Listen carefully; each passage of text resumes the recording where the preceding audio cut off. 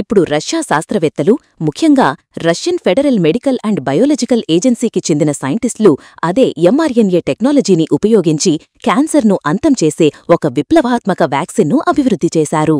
ఈ టెక్నాలజీ మన శరీరంలోని రోగనిరోధక శక్తిని మేల్కొలిపి క్యాన్సర్ కణాలను గుర్తించి వాటిని నాశనం చేసేలా శిక్షణ ఇస్తుంది.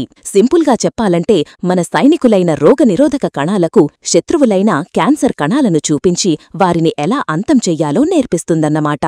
ఈ వ్యాక్సిన్ను జంతువులపై ప్రయోగించి చూసినప్పుడు ఊహించని అద్భుతమైన రిజల్ట్స్ వచ్చాయి. ఈ వ్యాక్సిన్ క్యాన్సర్ కణితుల పెరుగుదలను గణనీయంగా తగ్గించింది. అంతేకాకుండా క్యాన్సర్తో బాధపడుతున్న జంతువులు ఎక్కువ కాలం బ్రతకడానికి కూడా ఈ వ్యాక్సిన్ దోహదపడింది. ఈ సానుకూల ఫలితాలు శాస్త్రవేత్తలలో క్యాన్సర్ను పూర్తిగా నయం చెయ్యవలమన్న నమ్మకాన్ని రెట్టింపు చేశాయి.